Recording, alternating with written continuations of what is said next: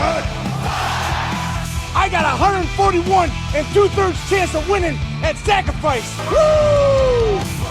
Wrestling Podcast. Let's go, witness. He is broken in half. And you are just a buck-toothed Nepo baby who ate dog food for a weird old man. Yeah. Just when they think they got the answers, I change the questions. Did he do it? Cover! Oh, and a kick out. Unbelievable. I will never retire. I'm too hot to handle and too cold to hold. And I am the Macho King Randy Savage. Shut your mouth, you thong-wearing fatty. It's me, Austin. Whoa! Bang! Jacob 5'2" is all gas. No brakes with it. Yada mean fire!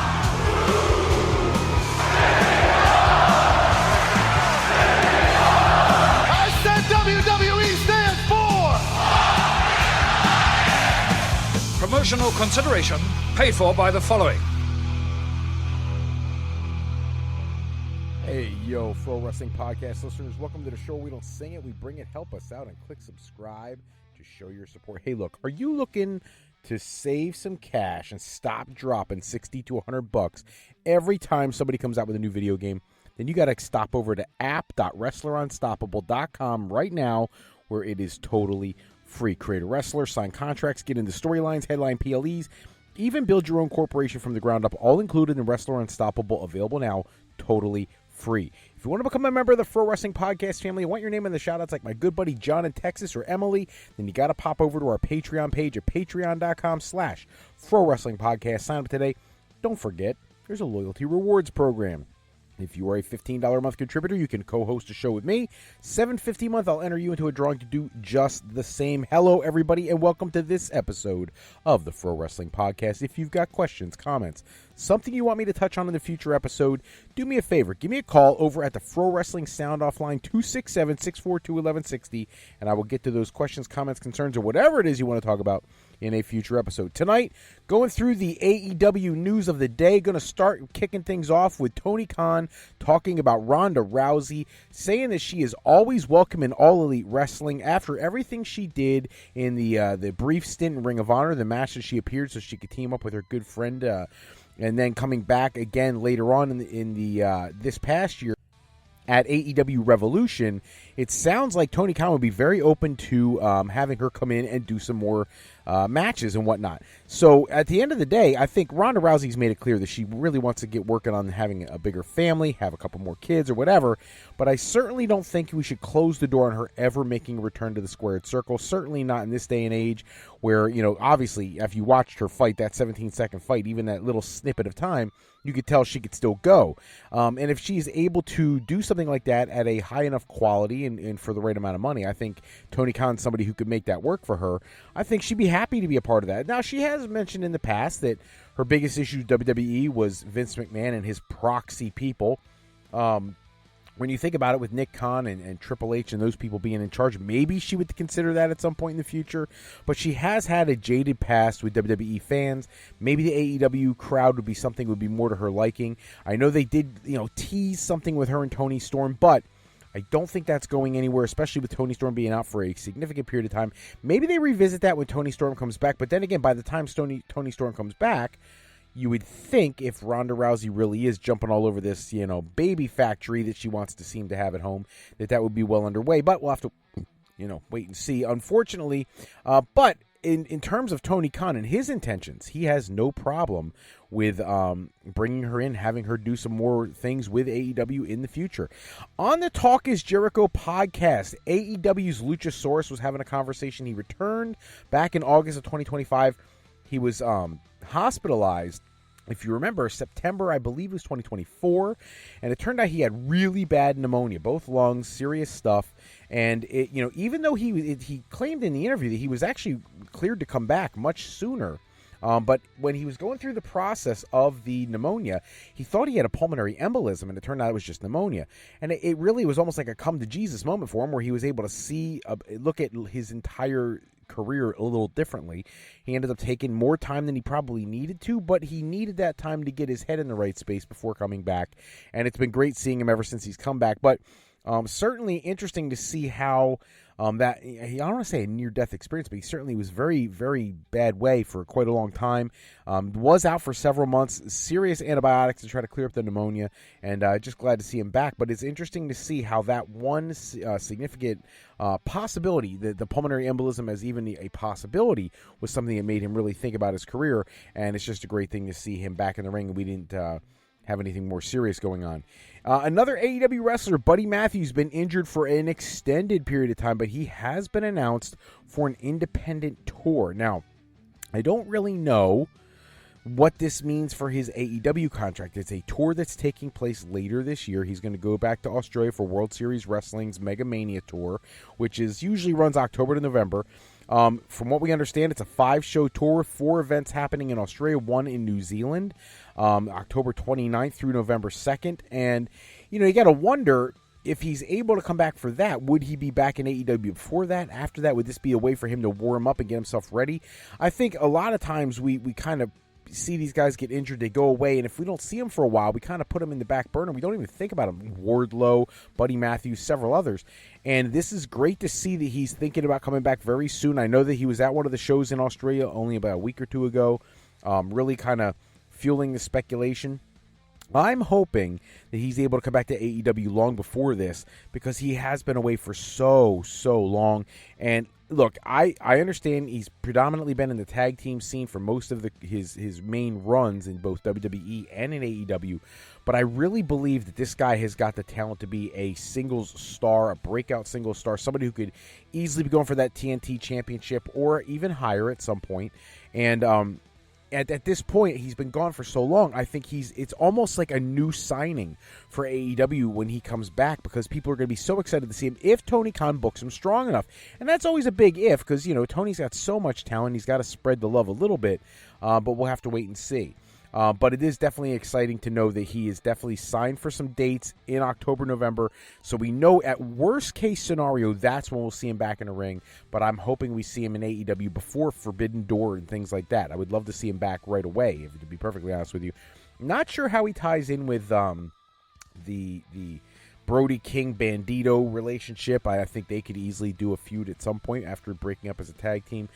He used to be in House of Black with Brody King. Not sure how that'll all play out, but I would not be opposed to seeing him come back and either team with him again or break out as a single star. A lot of things you could do with him. Very curious to see where that goes. Got to jump into Double or Nothing. I know it's been a couple days, but look, I can't record every single day. I do have a personal life. I apologize to anybody who that offends. But I definitely wanted to get around to Double or Nothing. Fantastic show, top to bottom. I got nitpicky stuff that I'll complain about, but not much. I'm kind of getting tired of these, buy-in pre-show matches. It's the same nonsense as when WWE makes it sound like they have like a 5-match card and then they put some on free television. The difference here is I feel like Tony Khan does these to try to get as many people on the shows as possible, which I actually appreciate that far more than what WWE does. So what WWE does with their ESPN matches is they're trying to get people to tune into ESPN to sample the product and then hopefully buy the ESPN app so they see the rest of the pay-per-view, which has not seemed to work very well. For ESPN, not real thrilled with their deal, at least the last time we heard. But in this case, 3 matches on the buy-in pre-show, and none of them really blew my mind. Divine Dominion were there, the Women's Tag Team Championship Eliminator match, no real challenge there, nothing shocking. Death Riders and the Ops, it was a very strange match to begin with. Also, nothing to really write home about. Not a terrible match by any stretch. Death Riders are always exciting to see. But, I just don't know what this did. And honestly, I'd rather see it on the main show. I really would. And then, of course, we had this crazy multi-man thing, the conglomeration, QT Marshall, Big Boom AJ, Shane Taylor Promotions, all this stuff. And, look, I get the Big Boom AJ stuff. You're getting some mainstream attention, having him be out there. I don't know. The Rizzler's there, Big Justice. I feel like it's almost like WWE pandering to celebrities, but using B-level celebrities. And if you're going to do that, I'm fine with using celebrities in wrestling. I think some of them have been phenomenal. But if you're going to do that, put them on the main show so more people see them who want to see them. But whatever. I don't know. I find it strange that we have so many matches on these opening shows, no matter what the company is. I'd rather just see a longer card. And I know people were complaining for a hot minute that AEW had these like massively long pay-per-views. I never had a problem with that. I remember back in the day when you had WrestleMania 1, 2, 3, all those, you were getting like 8, 9, 10, 11 matches on a card. I was okay with that. WrestleMania 3 was a massive card. I was okay with that. WrestleMania 4 was a huge card. I was okay with it. I don't know why people suddenly have like this attention deficit thing. Must be because we're all on our devices so much that we don't want to have a long attention span, but I'm fine with it. I actually think it would be better to have it on the main show. But from there, MJF confronting Mick Foley after he comes out during the buy-in pre-show, selling the fact that Mick Foley is all elite, as we reported here in a previous episode. There is some physical altercation here. I love the mic work. Foley, referencing The Rock, which I thought was interesting.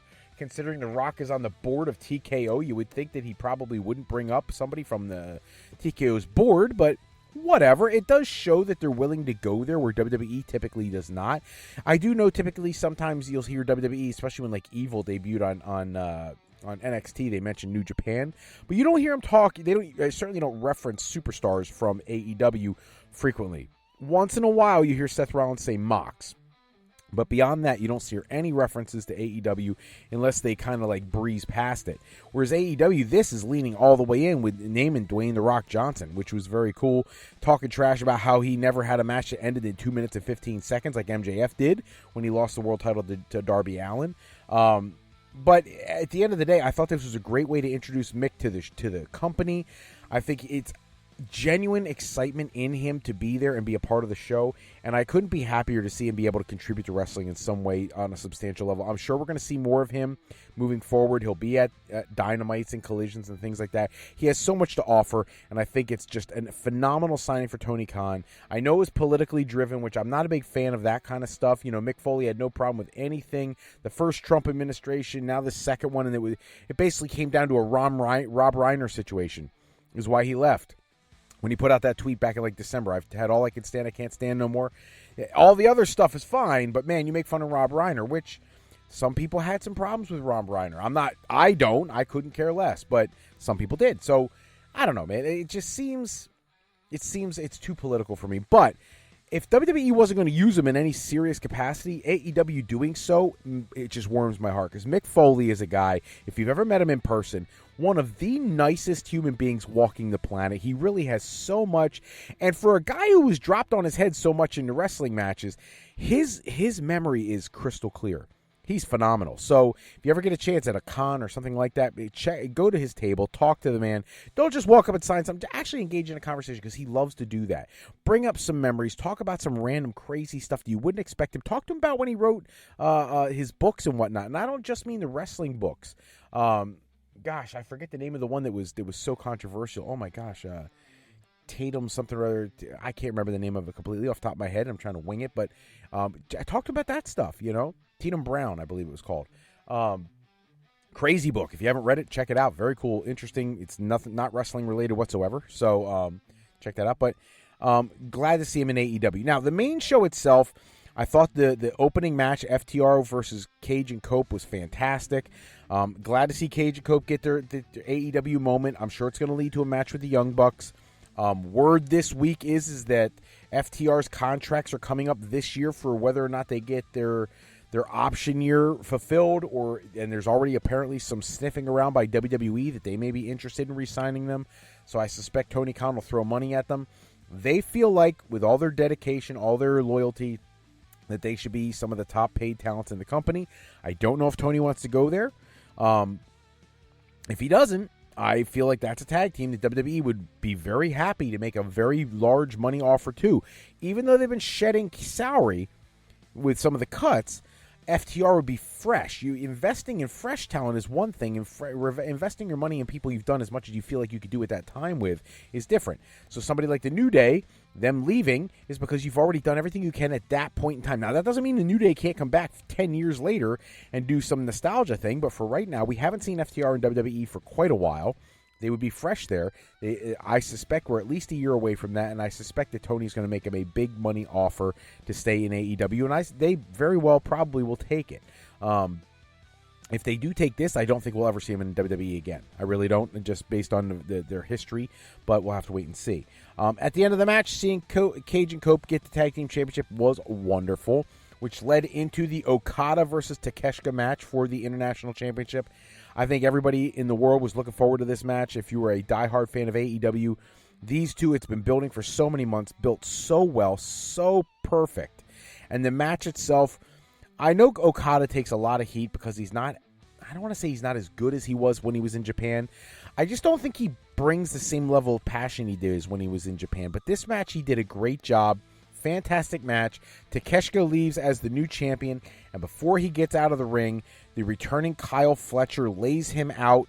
The whole Don Callis family basically turns their back on Takeshita, and it's going to be interesting to see Takeshita as a babyface, which is clearly how they're going to make things go. I'll be curious to see how that plays out. It started out with, Fletcher giving him a hug and whatnot, but then he blindsided him with a clothesline, and Don Callis was smiling. So I think it's obvious where they're going with this. With the Athena Mina Shirakawa match, again, the ladies don't get enough respect. Some of the top talent in the world. Athena is incredible. She picks up the win and moves on in the Owen Hart tournament. Not that we didn't see it coming, but I'm just curious how long she's going to keep that Ring of Honor Women's Championship, because I feel like she is meant for the AEW Women's Championship. And for whatever reason, they haven't done that with her yet, and it's shocking. Are we really trying to compare her run to Roman Reigns? Because there is no comparison. Nothing on Ring of Honor, the Indies, or AEW will ever compare to headlining WWE for an extended period of time because of the distribution difference. And shareholders to answer to when somebody's not drawing enough. I don't think anybody's going to argue that Athena is drawing like Roman Reigns, so I don't know why that would be a thing. So if that's not a thing, I would love to see them get that Ring of Honor Championship off of her at some point so she can move into AEW, become AEW Women's Champion, like I believe she absolutely deserves. We go from there to Jon Moxley versus Kyle O'Reilly. No time limit for the Continental Championship. This was very physical, great match, and I loved at the end of the match when Moxley retains the handshake with both groups out there. It just shows a level of professionalism you don't often see in AEW. It's always bloodlust and all that kind of craziness.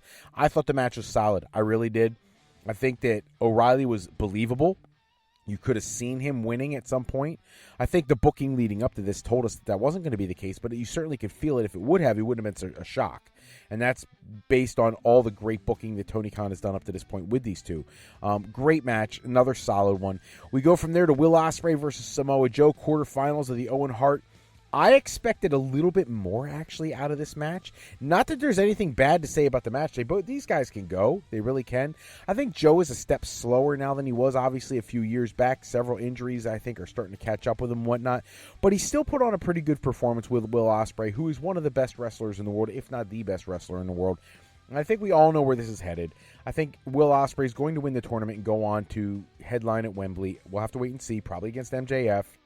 It's a match everybody wants to see anyways, and Wembley means so much to Will Ospreay. He did an interview this week talking about that. So, but I don't think there was any surprise there. The Swerve Strickland Bandito match, again, I wasn't expecting Bandito to win, but it's almost like the Athena situation.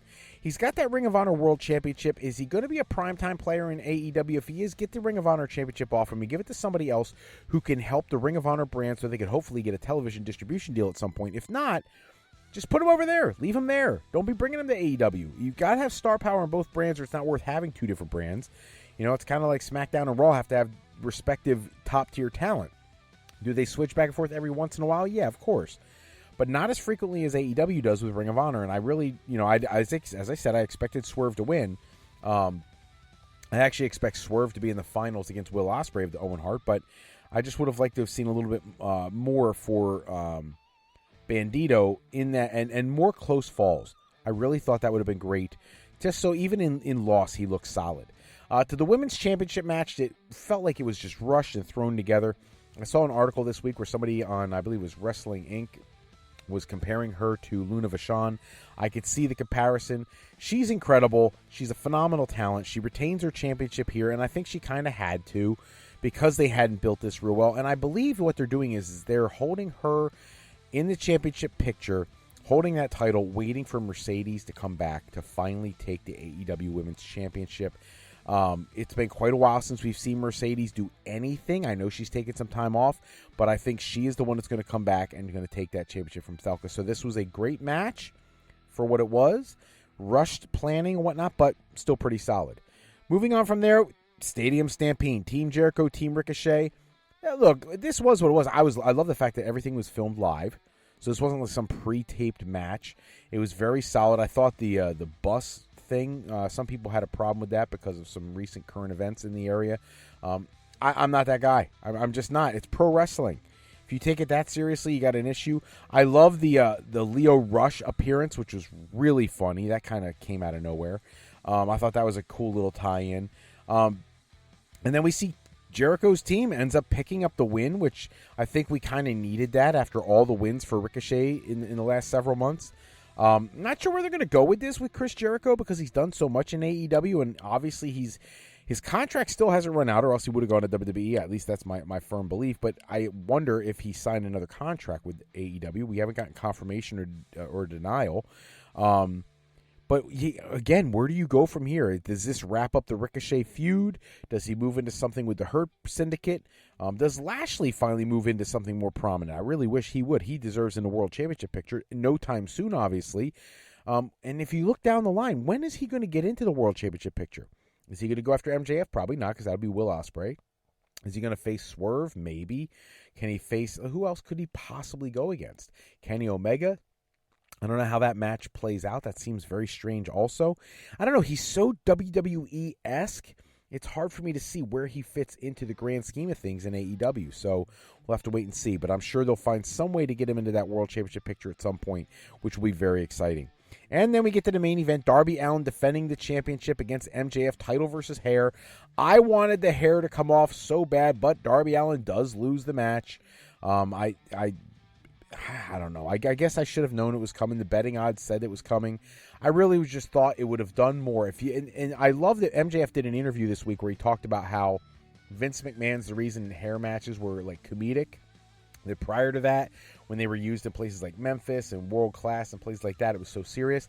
He's right. It was. And AEW usually books like that. And in World Class, that's the same angle like Gentleman Chris Adams and Gino Hernandez and people like that would do, Tully Blanchard, where their hair was on the line and actually meant something. And I always think it means more when somebody actually loses their hair. When they don't, you just change the title. I just feel like it's a waste of an opportunity. And then we see the turn, the Kevin Knight coming out, chasing off MJF, and then blindsiding Darby Allin. You know, and that kind of took me by surprise. I wasn't expecting Kevin Knight to turn. But if this is what it takes to move him into a prime situation, then more power to him. He is obviously worldly talented, somebody who I think could easily be at the top of the card. But it just wasn't something I was seeing and expecting that soon. That's all the time we have for this episode. Check back with us next episode. Run down the latest wrestling news and rumors. Special thanks, as always, to Suno for creating the music and sound effects I use in the show. Today's show sponsored in part by Beazle Games. Bring a new friend to family game night. It's easy with Sketchy people. Showcase your artistic side in this game from Beazle Games by going to thegamecrafter.com and picking up your copy today. If you're looking for your next career move, maybe you're considering college or university life, maybe you just need some formal training for your next career decision, go to our website at frolifeplanning.com for all your higher education needs, as Fro Life Educational Planning is for today, for tomorrow, and for life with Fro Life. I'm Fred Froelich, better known as Dr. Fro. I want to thank you for taking some time with us today. Until next time, take care, everybody. Have a great night.